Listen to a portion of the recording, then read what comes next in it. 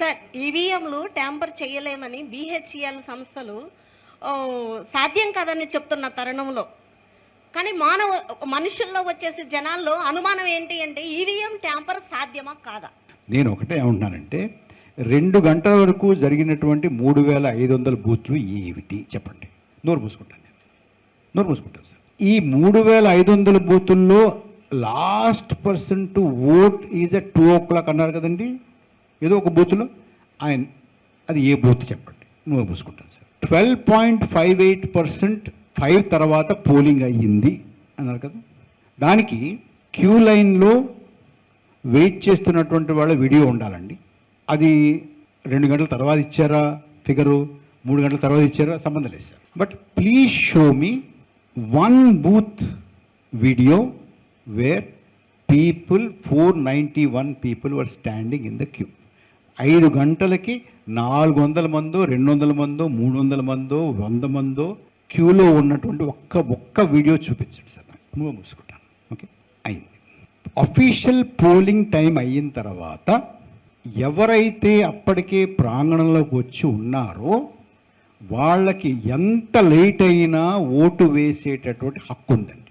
సరిగ్గా polling time అఫీషియల్గా పూర్తయ్యే సమయానికి పోలింగ్ ఆఫీసర్లో ఒకరు కానీ పోలీస్ ఆఫీసర్ కానీ ఇద్దరిలో ఎవరో ఒకళ్ళు కానీ ఇద్దరు కానీ గేటు ముయ్యాలండి.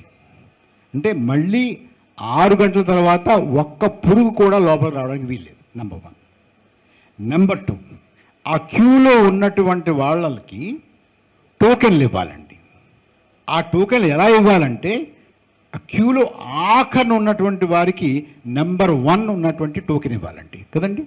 మొట్టమొదటి పోలింగ్ బూత్కి అతి దగ్గరగా ఉన్నటువంటి వారికి లాస్ట్ నెంబర్ ఉన్నటువంటి టోకెన్ ఇవ్వాలి. ఎందుకంటే దానికి కారణం ఏంటంటే ఒకటి తర్వాత ఒకటి వచ్చిందంటే పోలింగ్ అయిపోయినట్లు లెక్క. ఆ తర్వాత ఎవరో బండి పట్టుకొచ్చినా కుదరదు అది కదండి. ఒప్పుకుంటారా? ఒక్క బూత్ టోకెన్ చూపించండి మాకు. ఇందులో ఇంకోటి ఉందండి. ఎన్ని గంటల వరకు పోలింగ్ అయినా కూడా మీరు 6 గంటలకు గేట్ వేసేసిన తర్వాత మీకు ఆ ప్రాంగణంలో క్యూలో ఉన్నటువంటి వారికి టోకెన్లు ఇవ్వడానికి ఎంతసేపు పడుతుందండి? అరగంట పడుతుందా? గంట పడుతుందా? పోనీ ఇంకా 490 మంది ఉన్నారంటే గంట పడుతుందా అనుకుందాం. గంట పట్టిన తర్వాత ప్రిసైడింగ్ ఆఫీసరు డైరీలో నేను ఇంతమందికి టోకెన్లు ఇచ్చాను అని రాయాలండి. రాయాలి కదండి. ఓకే, రాసిన తర్వాత ఈయన రిటర్నింగ్ ఆఫీసర్కి, జిల్లా రిటర్నింగ్ అధికారికి, అధికార యంత్రాంగానికి ఏం చెప్పాలంటే, ఏమంటే 6 గంటలకి పోలింగ్ ముగిసే టైంకి 150 మంది క్యూలో ఉన్నారు, నేను 150 మందికి టోకెన్లు ఇచ్చాను. ఆ టోకెన్లు ఇచ్చేయడానికి మీరు ఇందా చెప్పారే area technically they are called sectoral officer record చేసుకున్నది నేను ఇంతమందికి టోకెన్లు ఇచ్చాను అని అని రాయాలి, పంపించాలి. డైరీలో నోట్ చేయాలి, పంపించాలి.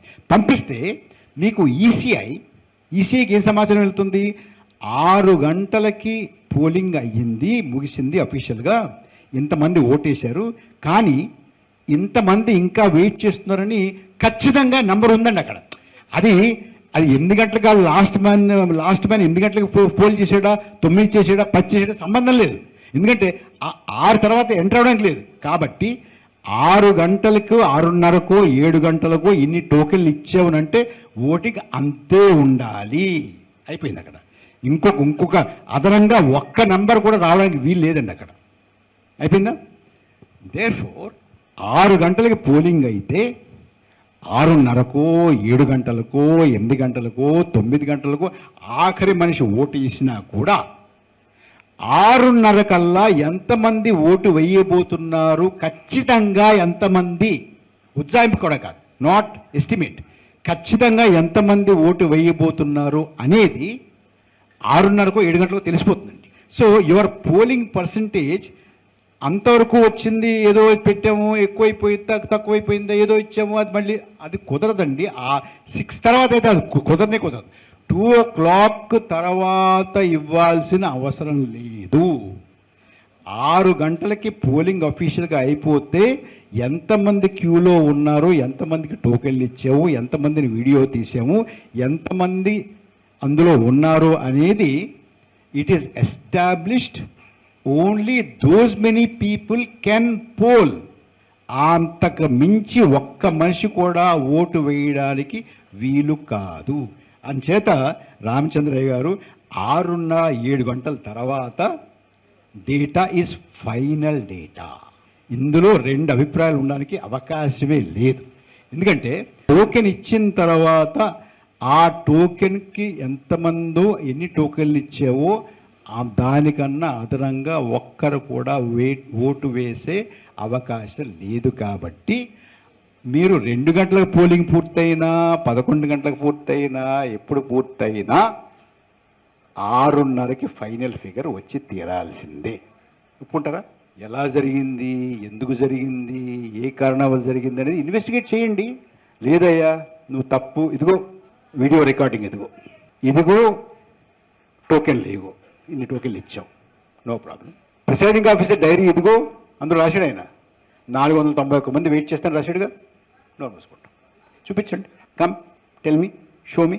నేను ఇవాళ ఈ 2024 ఆంధ్రప్రదేశ్లో జరిగినటువంటి అసెంబ్లీ ఎన్నికల గురించి నేను ఇచ్చినటువంటి ప్రతి అంకె, ప్రతి సంఖ్య, ప్రతి డెసిమల్ పాయింటు, ప్రతి మాటకి నేను కట్టుబడి ఉన్నాను. ఎలాంటి ఛాలెంజ్నైనా నేను ఎక్స్ప్లెనేషన్ ఇస్తాను. నేను అదే చెప్తున్నాను.